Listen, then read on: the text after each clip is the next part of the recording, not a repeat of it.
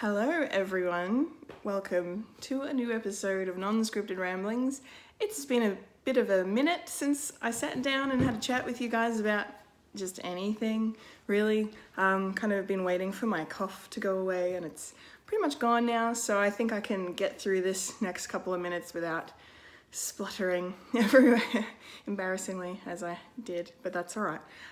Thank you for joining me. We are here, of course, because I just saw Ant-Man and the Wasp, and I am so excited to share some spoiler-free thoughts that I have about the movie. I'm going to do a separate video with all the spoilers in it because there are some things that need to be discussed.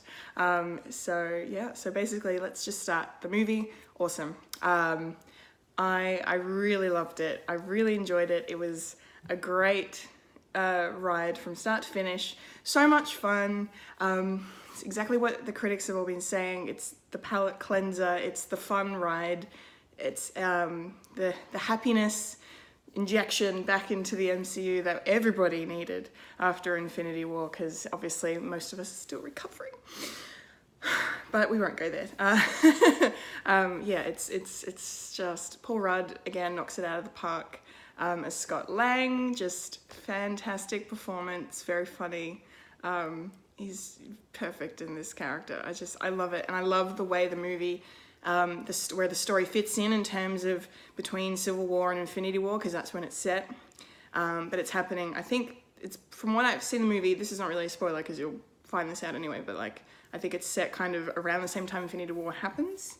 So maybe just before it happens. So yeah, the world hasn't gone to shit yet. Spoilers. So they did a really good job of that, and the story made sense.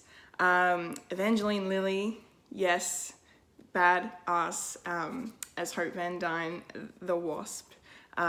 So cool to see her kick some butt. She does a really great job. She's much more improved from her first iteration in the original Ant-Man 3 years ago. I think this is a much better role for her now that she can put the suit on and join the fight. It's fantastic.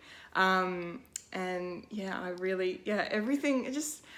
it took everything from the first film and just improved it tenfold. It's even funnier. That's one of my favorite things about this movie, is that it's even funnier than the first one. I was laughing my ass off. We all were in the cinema the whole time.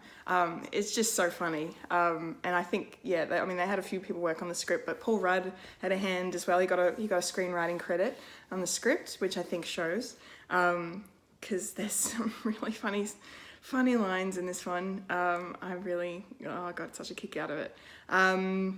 Let's see, Hannah John Carmen as Ghost was awesome.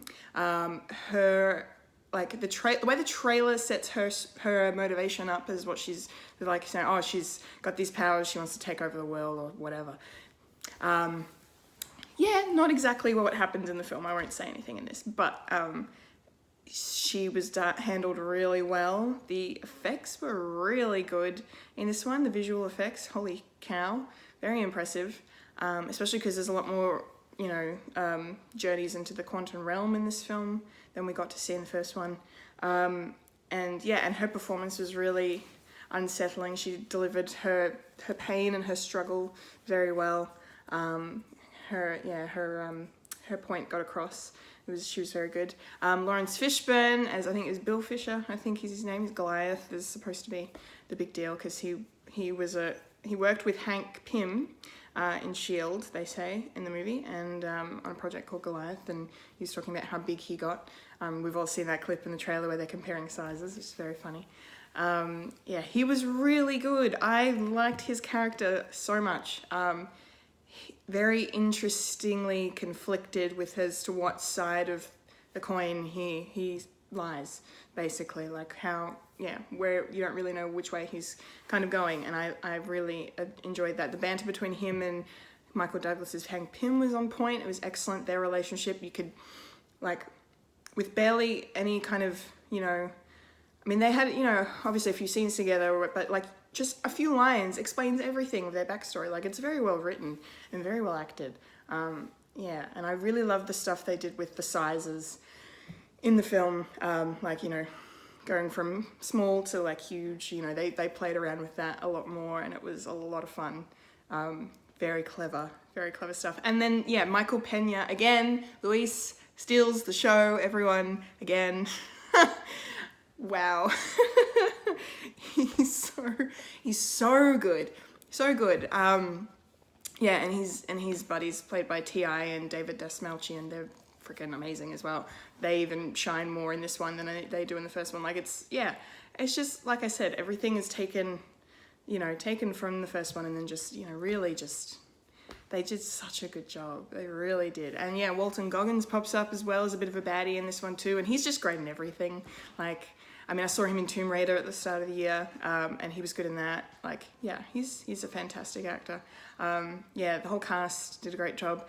And yeah, so I guess that's basically all I can say without going too much into spoilers. I loved the hell out of it. Do yourselves a favor, go check it out. You will not be disappointed. It's so much fun. So thank you for watching. Stay tuned for my spoiler review in the coming days and weeks, maybe. I don't know. We'll see when I decide to drop that on everybody.